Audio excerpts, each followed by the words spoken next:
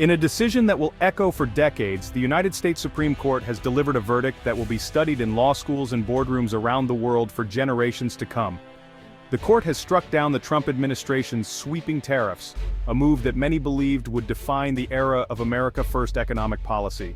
This landmark ruling sends shockwaves through the global economy, rattling financial markets from New York to Tokyo, and redefines the limits of presidential power in a way not seen in decades. At the heart of the case was a fundamental question. Can a president unilaterally impose massive import taxes simply by declaring a national emergency, bypassing Congress and traditional checks and balances? The court's answer was a resounding no, drawing a clear line in the sand and setting a precedent for future administrations.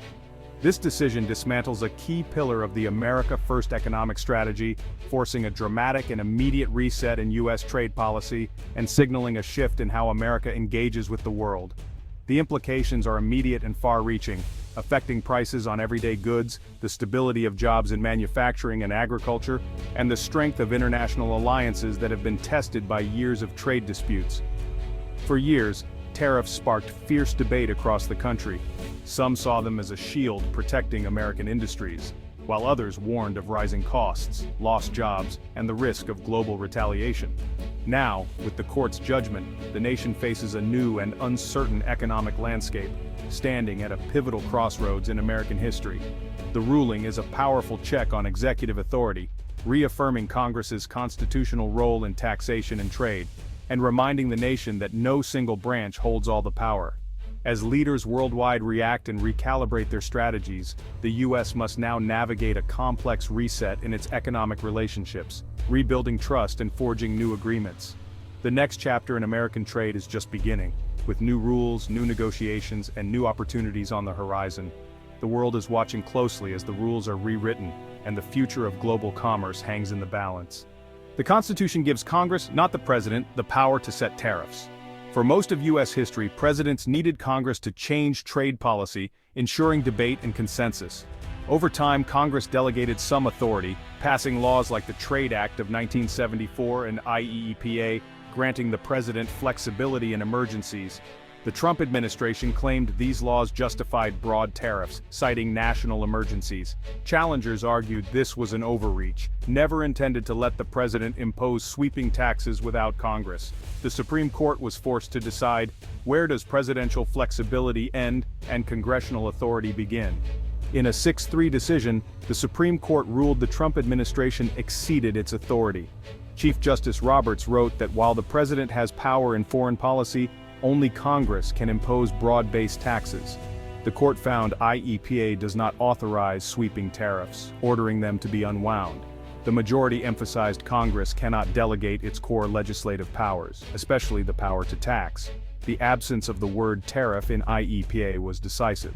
The ruling drew praise from business groups and criticism from Trump, who called it a blow to American sovereignty. Dissenting justices argued for broader presidential power in emergencies, but the majority set a clear limit. This decision reasserts congressional authority and constrains future presidents. The court's decision will quickly impact the U.S. economy. Consumers can expect lower prices on imported goods as tariffs are removed, easing inflation. Businesses relying on imports will see costs drop, boosting competitiveness. Industries once protected by tariffs like steel now face renewed foreign competition and uncertainty. Financial markets surged, and global trading partners are expected to lift retaliatory tariffs. Farmers and exporters see new hope for regaining lost markets. Yet, unwinding tariffs will be complex, and supply chains may take time to adjust. Trade tensions with China and others remain unresolved. The economic landscape is shifting, but the path forward is uncertain. The ruling is a turning point, not a final answer. The Supreme Court's decision has upended the balance of power in Washington. It curbs the executive branch and restores Congress's central role in trade policy. Democrats and some Republicans hail it as a defense of checks and balances, while Trump allies decry it as judicial overreach. The ruling sets the stage for fierce debates over who controls U.S. trade strategy. Candidates must now clarify their positions, not just on tariffs, but on the separation of powers. The presidency faces new limits. Future trade agendas will require congressional coalitions. This may slow change, but supporters argue it will yield more stable, broadly supported policies. The political landscape is reshaped, and the aftershocks will be felt for years. Washington must now adapt to a new era of shared power. The debate over America's economic future is just beginning. For small business owners across the nation, the Supreme Court's ruling is nothing short of a game-changer, altering the landscape in which they operate. Maria Flores, a dedicated furniture maker in Texas, expresses her relief. The end of tariffs means she can finally expand her business without the burden of punishing costs that have stifled her growth for years. It's a lifeline, she says, reflecting on the years she spent caught in a dilemma, forced to choose between raising prices and losing customers. Now she sees a path to sustainable growth. However, not all business owners are celebrating this decision. The reactions are mixed, with some feeling uncertain about the future. John Miller, who runs a steel plant in Pennsylvania, voices his concerns. He fears a flood of cheap imports could lead to job losses and threaten the livelihood of his workers. "We just want a fair shot," he says, emphasizing his worry about the future of his employees and the stability of his business in a competitive market. Meanwhile, in Iowa, soybean farmer David Chen welcomes the decision with open arms. He hopes to regain lost export markets after enduring years of trade war pain that affected his livelihood. "We became pawns in a trade war we didn't ask for," Chen says. "Now we can rebuild and look forward to a more stable future." These stories reveal the complex impact of tariffs. While some businesses felt protected, many others felt punished and constrained by the previous policies. The ruling brings a sigh of relief to importers and exporters, yet it also introduces new challenges for domestic industries that must now adapt to increased competition.